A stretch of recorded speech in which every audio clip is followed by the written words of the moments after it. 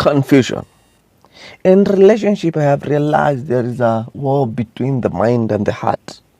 Whatever the heart wants, sometimes the mind doesn't want, and vice versa. And sometimes most of us find ourselves in that confused stage where you don't know what to follow. For example, you find a partner that you really love them, but they don't have what you need as a person. But you love them, the feelings are there. But maybe you are into guys who maybe have money. This guy doesn't have money. So your mind is always conflicted with your heart. You wonder what to do. Oh, they have money. There are other things they don't have. Okay. What will you do? There's always something I always repeat. Use your heart. Use your mind, but follow your heart. That is always a rule that will work for you. Pretense. You will realize that sometimes when we some of us are still doing it. When you watch some romantic movies, you usually conclude that the starring, they are couples, mostly the male and the female. They are real life couples. Why? Because the act has been so real that they can even fool us to believe that that is their real life. I don't know if I'm making sense. And I told you another time, everybody can be a character if that is what you want them to bring on the table.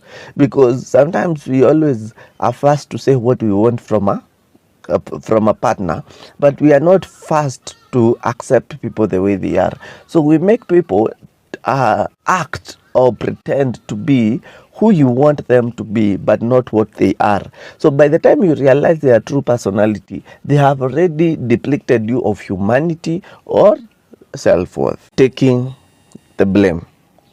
The problems we have right now as human beings are as a result of Adam and Eve. Yani something small as taking the blame that yes, I took the fruit. Couldn't have made us get out of the Garden of Eden. That is what is happening in our relationship. Most of us are breaking up because no one wants to accept they are the root or they contributed on the problem that we are having.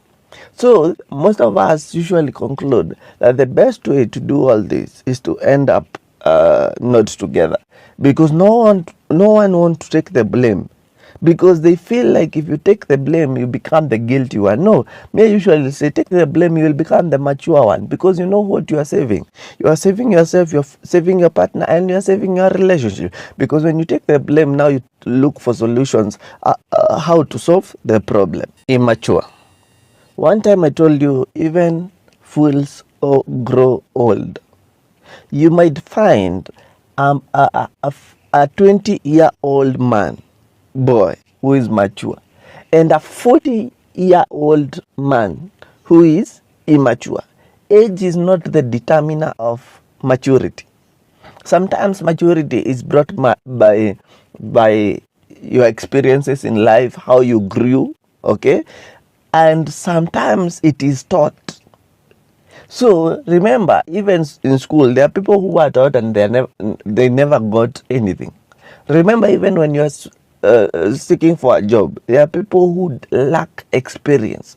So you cannot say that because someone is old, they have experience. No, there are people who just live their life the way they want to live. They have nothing, zero to none in terms of experience. So in maturity, when you're looking for a partner, please take time with them to understand if you can be able to understand them as a human being. Professional boundary.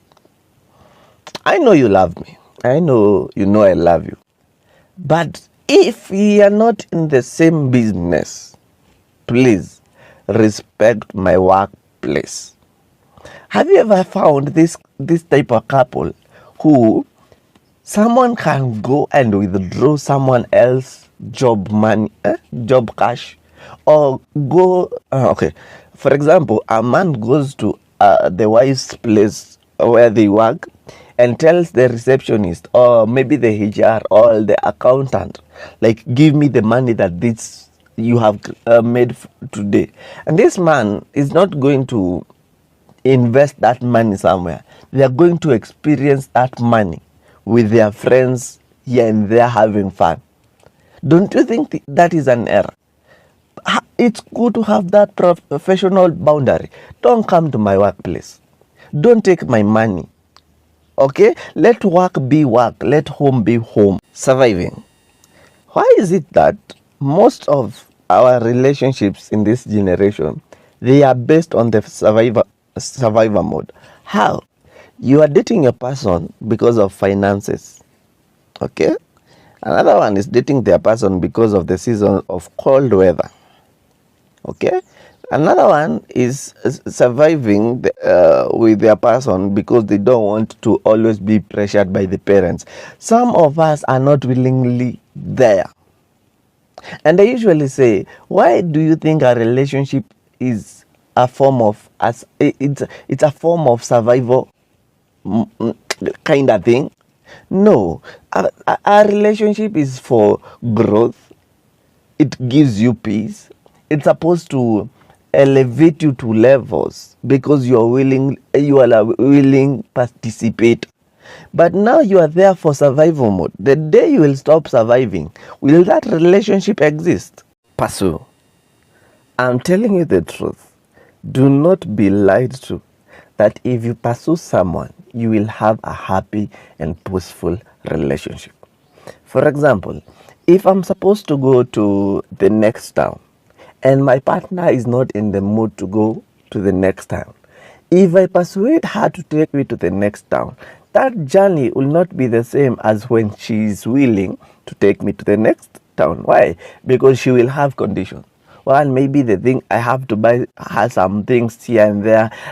We have to stop over some stops because she's tired, etc. Why? Because it is not a willing thing. But when you find that when you want someone, they want you back, and you don't have to bribe them, because I usually believe persuasion is more. I know there is the playing hard to get and the chasing game, but when you pursue something, let me tell you something, they will come to you on condition. Gambling. The error of us is that we are trying to gamble with our own life. We want to enter in a relationship, yet we are not sure if we want to enter in that relationship to build us or maybe to destroy us. Let me show you. You have a very good path that your parents built for you, a good education system, going to the corporate world, etc., etc. Then you meet someone who maybe, for example, those people who do long distance, who entails you or demands for you to move from where your system was placed to maybe another country or another town. What happens? You will find 90% of the people who move, their dreams get shattered. And mostly that relationship doesn't work for long because this person loved the life that you had, not you. So at the end of the day, when you sacrifice, you gamble, dating some people that will later make you trade your life for them, that's a dangerous error. Green flags. You will realize one thing that is somehow beautiful but not beautiful. Most of us, we usually talk about red flags, red flags, red flags. At the end of the day, red flags is okay to talk about it because at least you need to be aware of the things that you are not supposed to accept in relationship.